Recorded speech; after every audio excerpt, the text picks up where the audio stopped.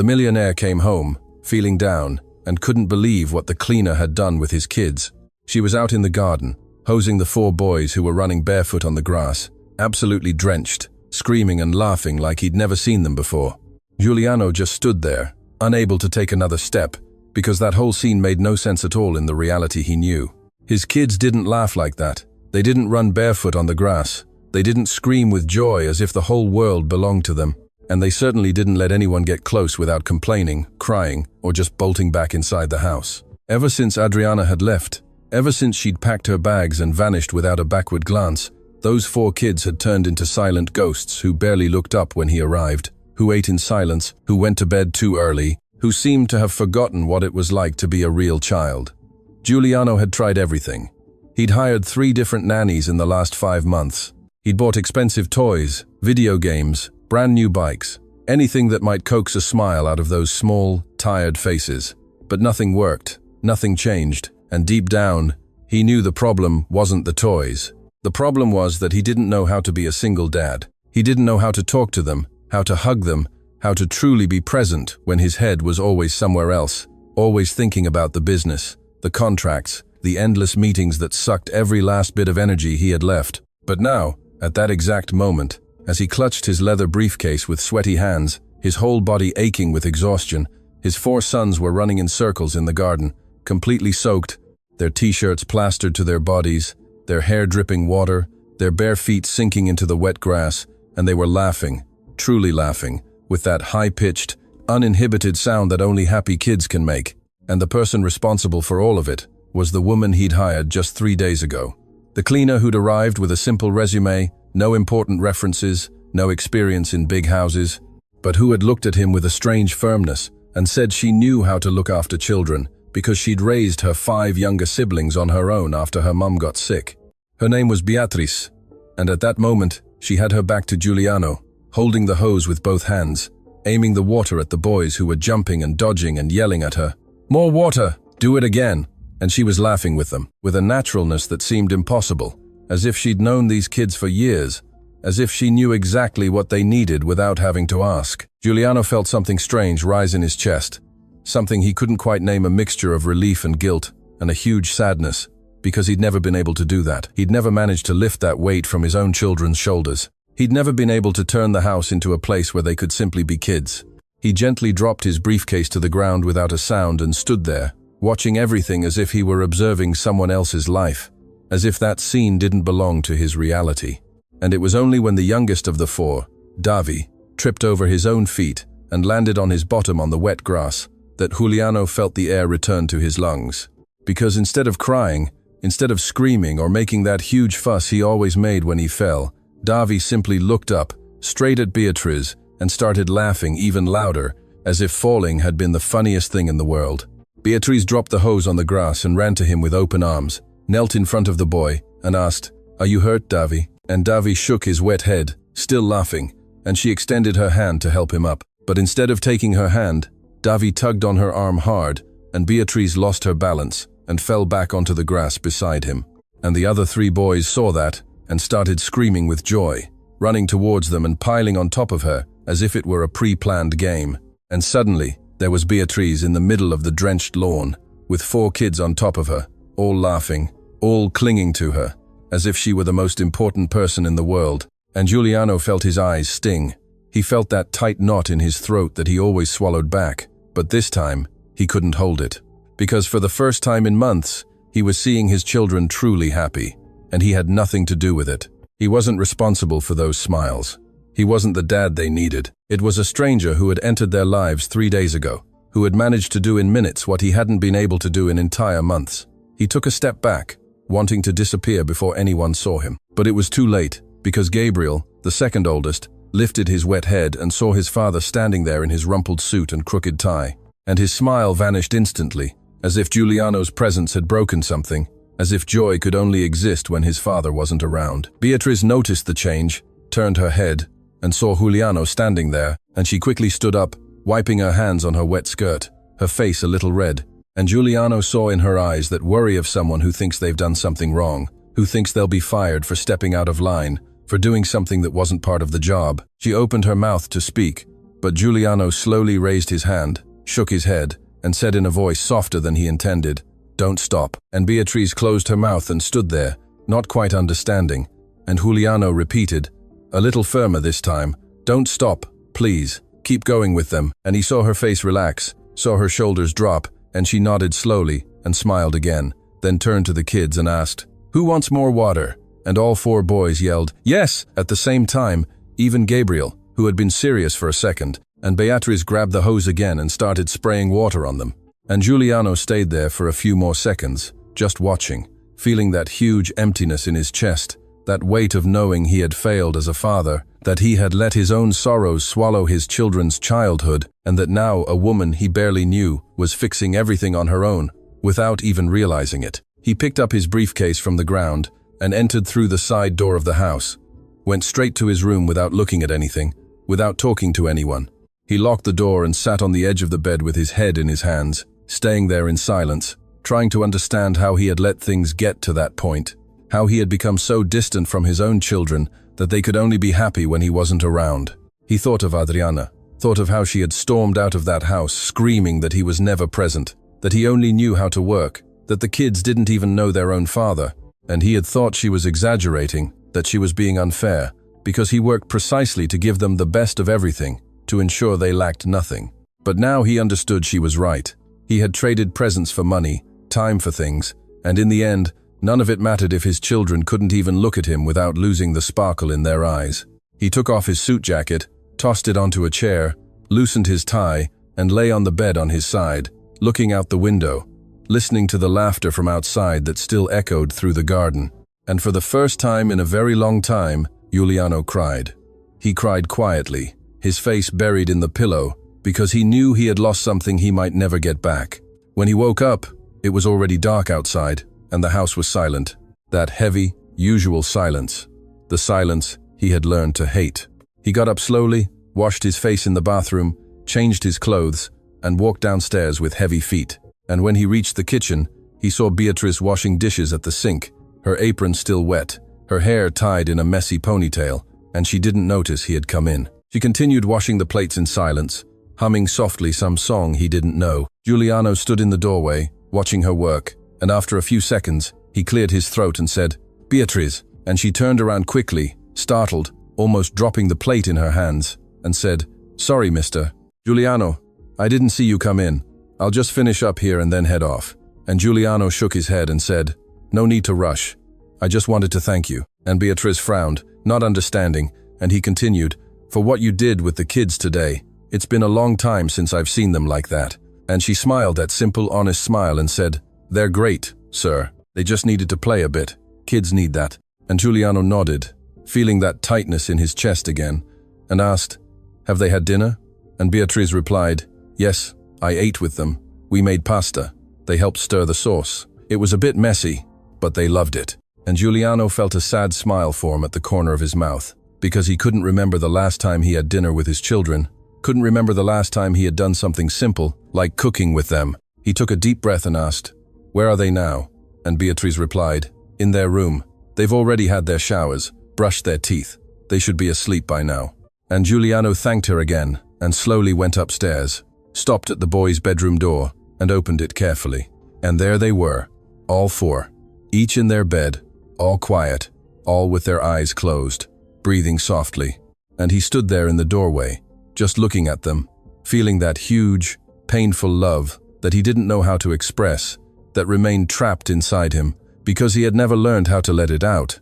He entered the room, walked slowly to Davi's bed, the youngest, knelt beside him, and gently stroked the boy's hair, careful not to wake him. And Davi stirred a little but didn't open his eyes, and Giuliano stayed there for a few seconds, just looking at that peaceful little face, and whispered, "I'll be better, I promise," and got up and left the room in silence. Closing the door gently, he returned to the kitchen, and Beatrice had already finished washing everything. She was drying her hands on a tea towel and said, "I'm heading off now, Mr. Giuliano. See you tomorrow." But before she left, he asked, "Do you have children, Beatrice?" And she stopped, turned to him, and replied, "No, sir, but I raised my 5 siblings since I was 12. My mum got sick, and someone had to look after them."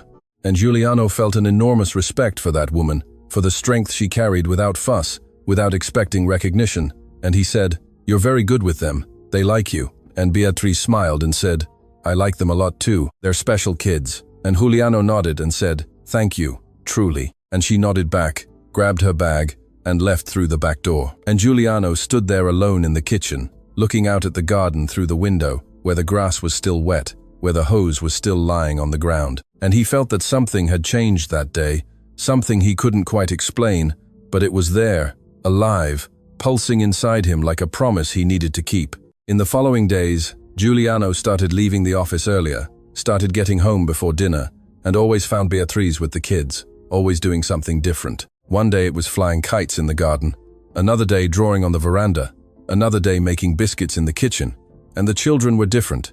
They were lighter, more open, and he started participating too, slowly, afraid of messing things up. But little by little, he entered that routine. He learned to sit on the floor and play. He learned to listen to the stories they told. He learned to truly be present. And Beatriz never got in the way. She always gave him space to get closer.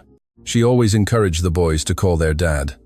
And Giuliano began to understand that being a father wasn't about giving expensive gifts or securing their financial future. It was about being there. It was about looking into their eyes. It was about laughing together. It was about being present in the small moments that, in the end, were the only ones that truly mattered. One afternoon, Giuliano arrived earlier than usual and found Beatriz sitting on the living room floor with the 4 boys around her, each with an open notebook and colored pencils scattered on the rug. She was helping Davi draw a house, and the boy was concentrated, his tongue poking out, trying to make the roof the way she had taught him. And when he saw his father arrive, he held the drawing up in the air and shouted, "Dad, look, I made a house." And Giuliano felt his chest tighten again, but this time it was different. It was a good kind of ache. It was the feeling of being included in something he hadn't been a part of before. And he knelt beside his son and said, "That's beautiful, Davi. You draw really well." And the boy smiled that way only a child can smile, with his whole face lit up. And Giuliano looked at Beatriz and saw that she was smiling too. And he understood that she wasn't trying to take his place. She was building a bridge. She was creating a path for him to reach his own children without fear, without guilt, without that weight he had carried since Adriana had left. That night, after the children were asleep, Giuliano called Beatriz into the living room and said, "I need to talk to you." And she sat on the sofa with her hands in her lap, a little tense, thinking she had done something wrong. But Giuliano shook his head and said, "It's nothing bad.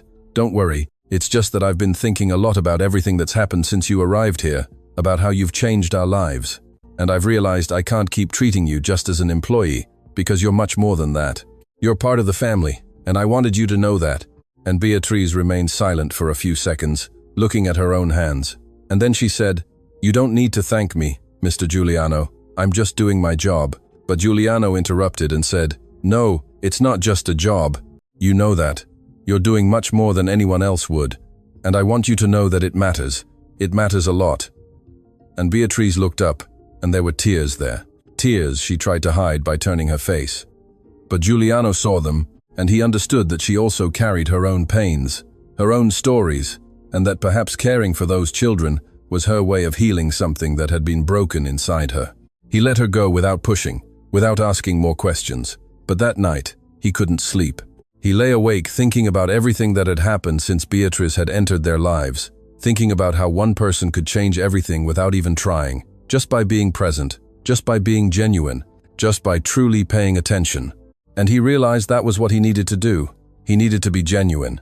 He needed to be truly present, not just physically, but emotionally. He needed to drop that armor he had built around his heart and let his children see him completely, with all his flaws, with all his fragility, because only then could he be the father they needed. The next morning, he woke up with a clear decision in his head, went down to the kitchen, and found Beatriz preparing breakfast. And he said, "Beatriz, I want to do something different today. I want to spend the whole day with the kids, and I want you to teach me. I want you to show me how to do this properly, because I don't know, I've never known, and I don't want to keep getting it wrong." And Beatriz looked at him, surprised, and then smiled and said, "You don't need me to teach you anything, Mr. Giuliano. You just need to be there with them, truly. The rest they'll show you themselves."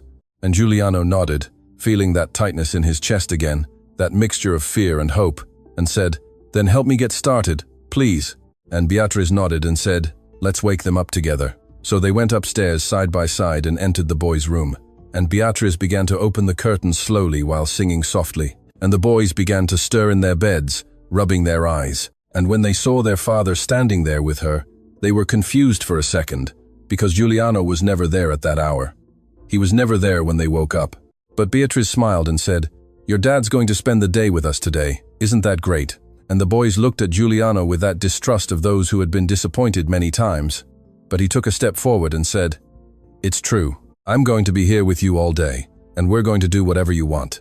And Gabriel, always the most suspicious, crossed his arms and asked, what about work? And Giuliano replied, work can wait. Today, I want to be here with you. And for the first time in a very long time, he saw something change in his son's face. He saw that hardness dissolve a little. He saw a small spark appear in his eyes. And Davy jumped out of bed and ran to hug his father. And Giuliano knelt down and picked the boy up, feeling his weight, feeling his warmth, and closed his eyes for a second, trying to imprint that moment in his memory, because he knew he was starting something new there, something he couldn't let die. They had breakfast together, all at the same table, and Giuliano helped serve the plates, helped wipe up the milk that Davy spilled, helped Gabriel cut his bread. And it was strange at first. It was awkward because he wasn't used to it. But little by little, it became easier, more natural. And when breakfast was over, he asked, what do you want to do today? And the boys looked at each other, not knowing what to answer, because they had never had that choice before. They had never had their father available like that. But then Miguel, the third child, said softly, we could play soccer in the garden. And Giuliano smiled and said, then let's play soccer. And they all went out to the garden, and Beatriz stayed in the kitchen, finishing tidying up. But she kept looking out the window, and Giuliano saw the smile on her face. He saw that she was happy for him, and that gave him strength to continue. They played soccer for over an hour, and Giuliano ran, fell on the grass, got hit in the face with the ball, and laughed. He truly laughed. And the boys laughed with him, and it was messy and tiring and perfect.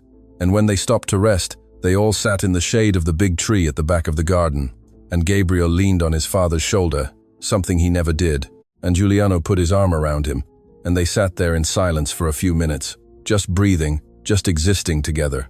And Giuliano felt that this was what he had been looking for all along, that simple peace of being with the people he loved, without needing anything else, without needing to prove anything, just being there, present, whole. In the late afternoon, Beatriz made popcorn, and they watched a movie together in the living room, all spread out on the big sofa. And Giuliano sat in the middle with two boys on each side, and they stayed there glued to him from the beginning to the end of the movie. And he didn't pay attention to anything on the screen, because he could only think about how stupid he had been, how much time he had wasted, how he had let work swallow the only thing that truly mattered. But now he was there. Now he was present, and he was going to do everything differently from now on. He was going to be the father they deserved. He was going to be there every day, no matter what happened, because he had finally understood that success wasn't measured in money or closed contracts. Success was measured in moments like that, in laughter, in hugs, in being together. When the movie ended and the children went up to shower, Giuliano was left alone in the living room with Beatriz, and she said, you did very well today, Mr. Giuliano. They're very happy. And he looked at her and said, I wouldn't have managed without you, Beatriz. You showed me the way. You gave me the courage to try. And she shook her head and said, it wasn't me, sir. It was you who made the decision to be present. I was just here. But Giuliano knew it wasn't just that. He knew she had been the bridge, the person who had held his hand and shown him there was still time, that it was still possible to fix what was broken. And he said, I want you to know that you've changed everything here. You've changed us, and I'll never forget that. And Beatriz smiled that humble smile of hers and said, I just did what anyone would do, sir. But Giuliano knew that wasn't true. He knew she had done much more than anyone else would, and that he owed her a debt he could never repay. That night, when he went to put the boys to bed, Giuliano sat on the edge of each of their beds, stroked each one's hair, said goodnight to each one individually. And when he got to Gabriel, the boy held his hand and said, Dad, will you be here again tomorrow? And Giuliano felt his throat tighten, felt his eyes sting, and replied in a firm voice, Yes, son, and I'll be here the day after tomorrow too. And the day after that, I'll always be here, I promise. And Gabriel smiled, a small but true smile, and said, I like today, Dad. And Giuliano had to hold back from crying right there in front of the boy. He had to bite his lip, had to take a deep breath, and said, "I liked it a lot too, son. It was the best day I've had in a long time." And he kissed the boy's forehead and turned off the light and left the room. And when he closed the door, he leaned against it for a few seconds, trying to control his breathing, trying to process everything he was feeling, all that mixture of happiness and guilt and hope that was exploding inside him. He went downstairs and found Beatriz in the kitchen, finishing putting away the last things. And he said, "Beatriz, can I ask you a question?" And she turned to him and nodded. And he continued, "Why do you do this? Why do you care so much about them? You don't even know me, you don't know them, but you treat them as if they were your own. Why?" And Beatriz was silent for a while, looking at the floor. And then she looked up and said, "Because I know what it's like to grow up without anyone who truly cares, Mr. Giuliano. I know what it's like to be a child and feel invisible, and I don't want any child to feel that. So, whenever I can, I do what I wish someone had done for me." And Giuliano felt his chest tighten again, felt that enormous respect for her grow even more. And he said, "You are an incredible person, Beatriz, truly."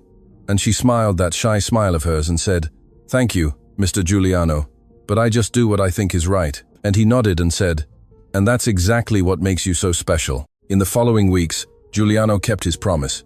He came home every day before dinner. He played with the boys, helped with homework, read stories before bed, and with each passing day, he saw the difference. He saw the boys opening up more, laughing more, trusting more. And he also saw the difference in himself. He saw that he was lighter, happier, more complete, because he had finally understood what truly mattered in life and was living in accordance with it.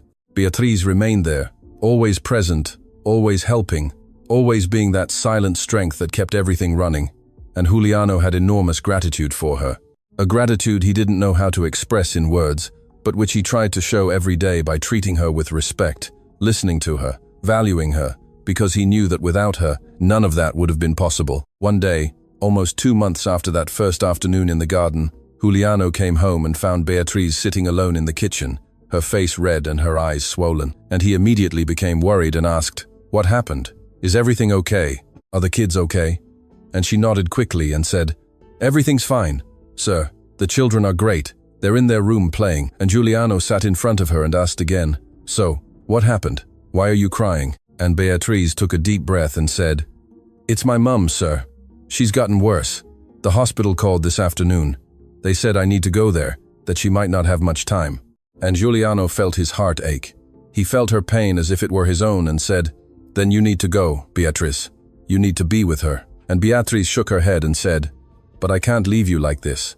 I can't leave the children. They need me." And Giuliano held her hand across the table and said, "We'll be fine, Beatriz. I promise. You've taught me everything I needed to know. Now I can look after them myself. You need to go.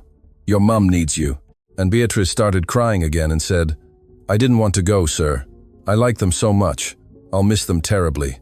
And Giuliano squeezed her hand and said, "And they'll miss you too. I'll miss you. But your mum is more important now. She needs you by her side." And Beatriz nodded and wiped away her tears with her other hand and said, "I'll come back as soon as I can, I promise." And Giuliano smiled and said, "I know you will, and we'll be here waiting for you." Beatriz left that same night, taking only a small bag, and hugged each of the boys so tightly they were startled. And when she left, the house felt strange. It felt empty in a different way. Because even though she was just the cleaner, even though she had only arrived a short time ago, she had become part of that family. She had become essential, and her absence was felt in every corner, in every silence. Giuliano tried to maintain the routine, tried to do everything the way she did, but it wasn't the same. And he saw in the boy's eyes that sadness of someone who had lost someone important, that longing that ached in his chest. And he didn't know how to fix it, didn't know how to fill that void that Beatriz had left. A week later, in the middle of the night, the phone rang, and Giuliano woke up startled and answered with his heart pounding, and it was Beatriz on the other end. And she was crying and just said, "She's gone, Mr. Giuliano." Giuliano heard her crying on the other end of the line and felt his stomach churn. He felt that cold dread run down his spine, and he said, "Beatriz, what happened? Your mum?" And she replied between sobs, "She's gone, Mr. Giuliano. She passed away this afternoon. I was holding her hand, but it wasn't enough. I couldn't save her." And Giuliano closed his eyes and took a deep breath and said, "Beatriz, I'm so sorry. You did everything you could. You were there with her. That's what matters." and Beatriz continued crying and said, "I don't know what to do now, sir. I don't know how to go home, how to move on. I feel so lost." And Juliano felt his heart ache because he understood that pain. He understood what it was like to lose someone important and feel completely adrift. And he said, "You're not alone, Beatriz. We're here, and when you're ready to come back, we'll be waiting for you, and you'll have all the time you need to recover. I promise." And she was silent for a few seconds, only the sound of her broken breathing echoing through the phone. And then she said, "Thank you, Mr. Giuliano. Thank you for everything." And she hung up before he could say anything else. Giuliano sat on the edge of the bed, holding the phone in his hands, looking at the dark screen, feeling that huge weight in his chest, that helplessness of not being able to do anything to alleviate her pain. And he thought of his own children, thought of what it would be like if he lost them. And just imagining that, he felt his eyes sting. He felt that knot in his throat that was almost impossible to swallow. He got up slowly, went to the boys' room, and opened the door carefully. And there they were, all sleeping, all quiet, all alive and breathing. And he stood there in the doorway for a few minutes, just watching, just silently giving thanks for still having them, for still having the chance to be present, to be the father they needed. And he promised himself that he would never waste that again. He would never again put work or money or anything else before them, because they were everything that truly mattered, everything that made life meaningful. The next morning, he woke the boys and made breakfast himself. He burnt the toast and spilled juice on the table, but they ate anyway. And when Davi asked, "Where's Beatriz?" Giuliano took a deep breath and said, "She's taking care of something important, son, but she'll be back soon." And the boy nodded and continued eating. But Giuliano saw the sadness in his eyes. He saw that he missed her, that they all missed her, and that hurt more than he expected, because he realized that Beatriz wasn't just important to him. She had become important to all of them. She had become part of the family in a way that no one had noticed until she wasn't there anymore. The following days were difficult. Giuliano tried to do everything alone, tried to keep the house running, tried to look after the boys, but it was exhausting. It was tiring in a way he had never imagined. And he began to understand everything Beatriz did, all the invisible work she performed every day, without expecting recognition, without complaining, just doing it because it needed to be done. He woke up early to make breakfast, tidied the house, took the boys to school, worked a few hours, picked them up again, helped with homework, prepared dinner, bathed them, put them to bed. And when he finally managed to sit on the sofa, it was late at night, and he was shattered, barely able to keep his eyes open. But even so, he couldn't sleep properly, because he kept thinking about Beatriz, wondering how she was, if she was okay, if she would really come back as she had promised. 2 weeks passed without news, and Giuliano was starting to lose hope. He was beginning to think she wouldn't come back, that maybe she had decided to go another way, to start over somewhere else. And the thought of that hurt more than he wanted to admit, because he had gotten used to her presence, had gotten used to the lightness she brought into the house, to the way she made everything seem easier, lighter, more possible. The boys were different too. They were quieter, more withdrawn. And Giuliano saw that they missed her as much as he did, that she had left a mark on them that wouldn't easily disappear. And he didn't know how to explain to them that sometimes people go away and don't come back, that sometimes we lose important people, and all that's left is to learn to live with that emptiness.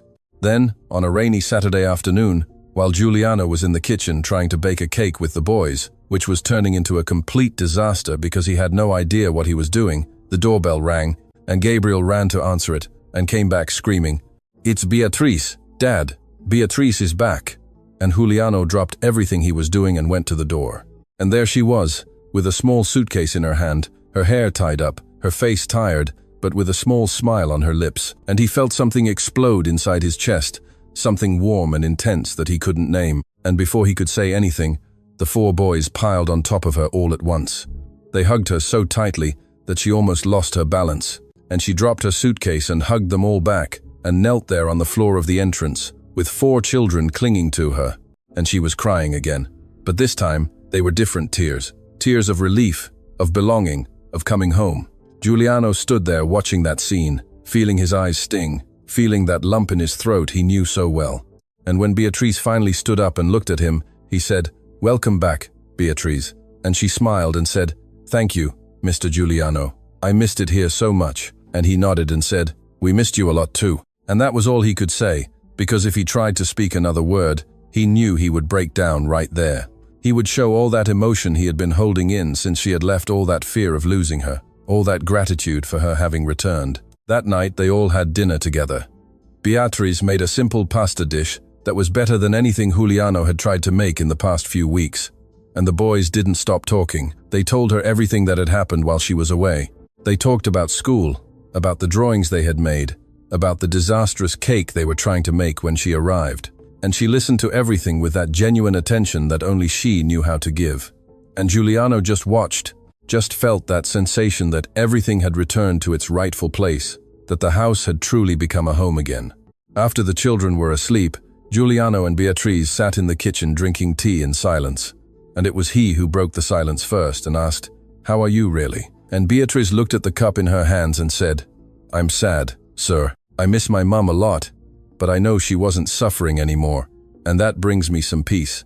And Giuliano nodded and said, "And your siblings, how are they?" And she replied, "They're fine, each living their own lives. They supported me a lot, but I knew I needed to come back here, because this is where I feel useful, where I feel needed." And Giuliano looked at her and said, "You are needed, Beatriz. You are very important to this family, and I want you to know that." And she smiled that shy smile of hers and said, "Thank you, Mr. Giuliano. That means a lot to me." They stayed there talking for some more time, light conversations about everyday things, about plans for the following week, about the changes that had happened in the house while she was away. And it was comforting. It was good to have her back. It was as if a missing piece had finally returned to its place. And when Beatriz finally said she was going to sleep because she was tired, Giuliano nodded and said, "Sleep well, Beatriz, and thank you for coming back." And she smiled and said, "There's nowhere else I'd rather be, sir." And she left through the back door, towards the little room out the back of the house, where she always slept when she stayed late. In the following months, life returned to its previous rhythm, but with an important difference. Giuliano was truly present now. He was no longer that distant father who only appeared for dinner and sleep. He was there every day, playing, talking, helping, and his relationship with the boys grew stronger and stronger, more and more genuine, and they began to trust him in a way they never had before. They started to look for him when they were sad, when they were happy, when they needed help, and that was all he had ever wanted. It was the connection he had lost, and that he was now rebuilding piece by piece. Beatriz continued to be that constant, silent presence that kept everything running, but now Giuliano saw her. He saw everything she did. He saw all the work and all the love she put into every little thing. And he made a point of thanking her, of acknowledging her, of showing that he valued it, because he knew that without her, none of that would be possible. One day, almost 6 months after that first afternoon in the garden, Giuliano called Beatriz into the living room after the children were asleep and said, "I need to tell you something important." And she sat on the sofa with that usual worried expression, thinking she had done something wrong. But Giuliano shook his head and said, "It's nothing bad. You can relax. It's just that I've been thinking a lot about everything that's happened since you arrived here, about how you've changed our lives. And I've realized that I can't keep treating you just as an employee, because you're much more than that. You're part of the family, and I wanted you to know that." And Beatriz remained silent with shining eyes. And Giuliano continued, "I know you have your plans, your life, and I don't want to keep you here if it's not where you want to be. But if you want to stay, if you want to continue being part of our lives, I'd like to offer you something more permanent. Not just a job, but a real home, where you know you'll always have a place, always be welcome, always be loved." And Beatriz began to cry, silent tears streaming down her face. And she said, "Mr. Giuliano, I don't know what to say. No one has ever offered me something like this before." And Giuliano smiled and said, "Then say yes. Say you'll stay." Beatriz wiped her tears with the back of her hand and smiled. That big, genuine smile that Giuliano had seen few times, and said, "I'll stay, sir. I'll stay because this is where I feel at home, where I feel happy, and I love these children as if they were my own."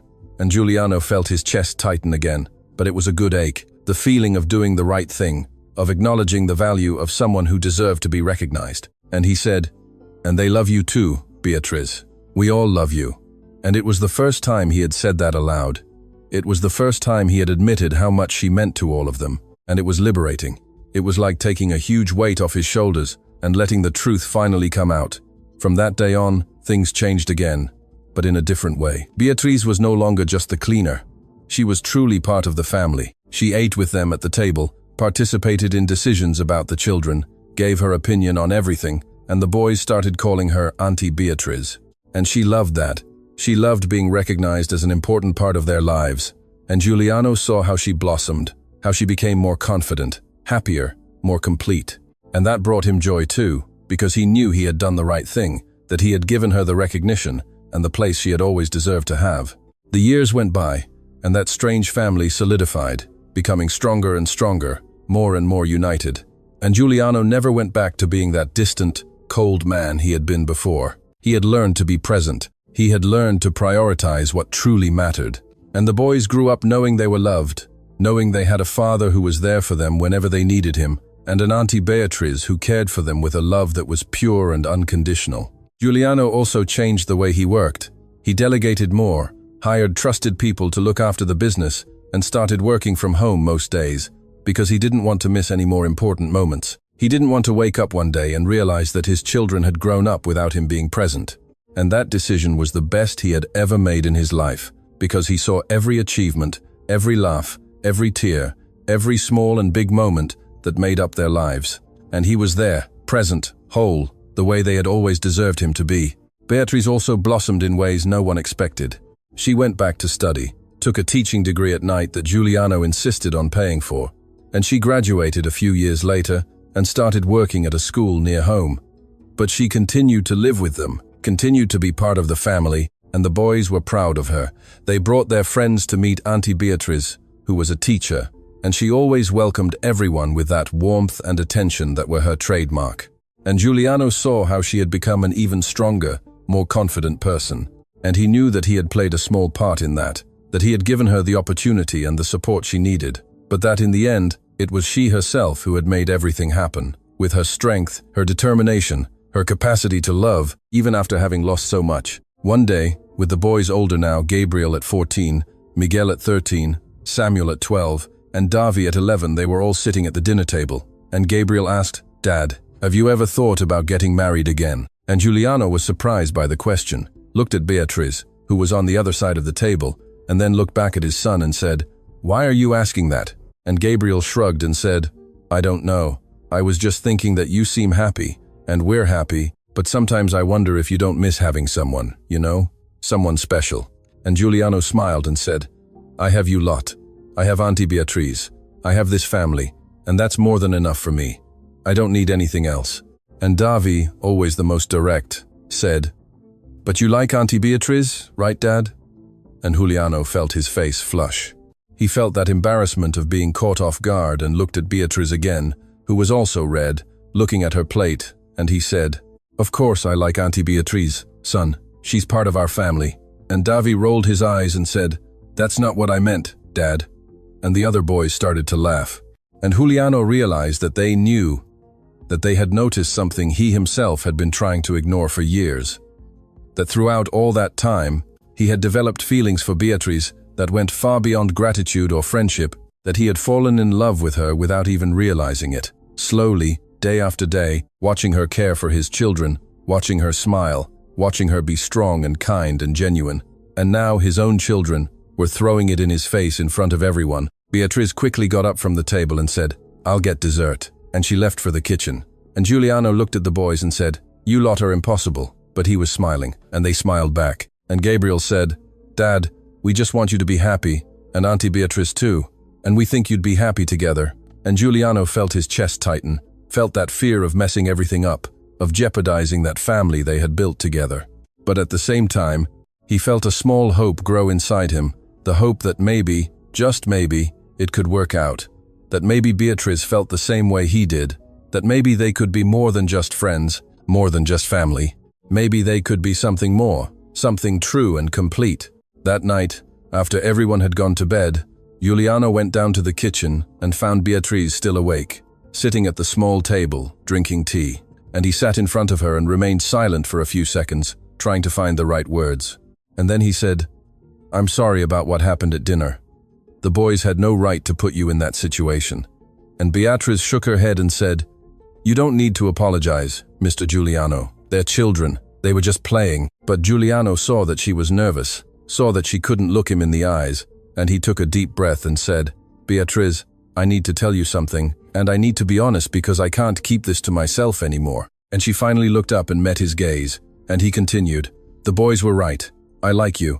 I like you a lot. More than I should. More than is appropriate. And I know this could mess everything up, could ruin this family we've rebuilt. But I can't pretend I don't feel this anymore. I can't ignore the fact that I fell in love with you at some point over these years.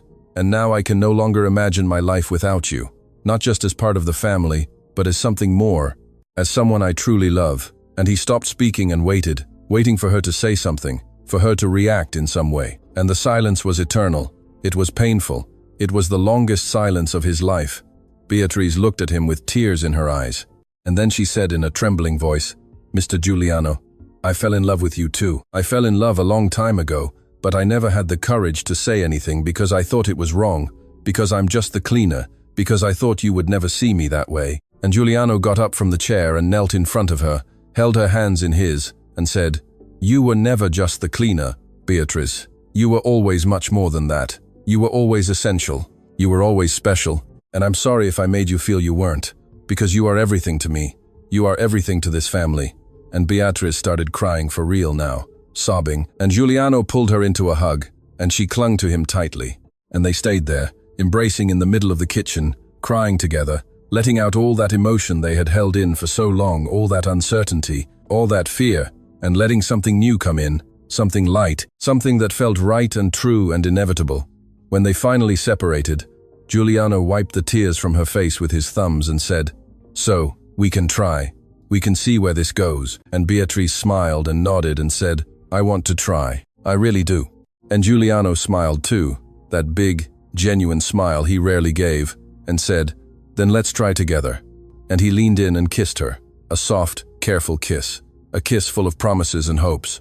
And when they separated, he saw in her eyes the same sparkle he felt inside his chest, that pure, frightening happiness of starting something new with someone you truly love. The next day, when the boys woke up and came down for breakfast, Giuliano and Beatrice were together in the kitchen, and they noticed right away that something had changed. They noticed by the way the two looked at each other, by the way they smiled, and Gabriel said, "Finally," and the other boys started to applaud and cheer with joy.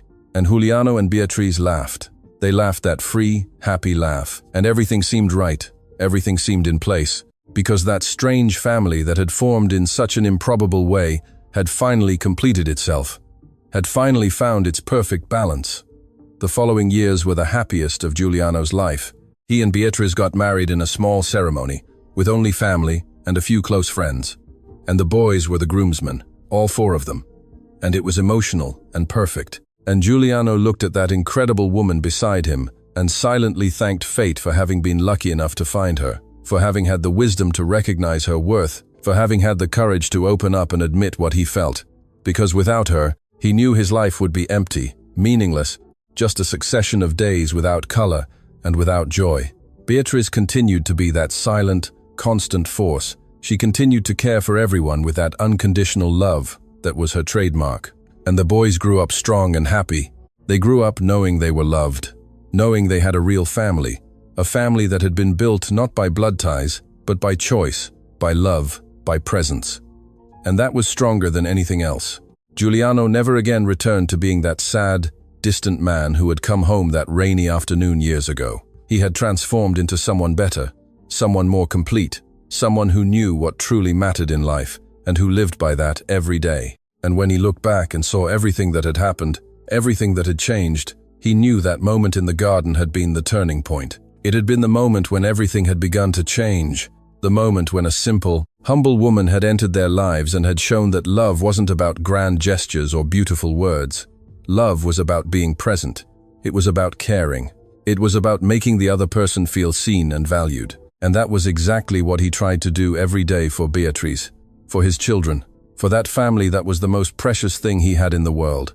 And that day, many years later, when Giuliano was sitting in the garden, watching his grandchildren play with the hose while Beatrice laughed beside him, he held her hand and said softly, just for her to hear, that she had saved him, had saved his children, had saved their entire family, and that he would be eternally grateful for having had the good fortune to cross her path. And Beatrice squeezed his hand back and said that he had saved her too, that he had given her a place to belong, a family to love, a life worth living, and that she wouldn't trade any of it for anything in the world.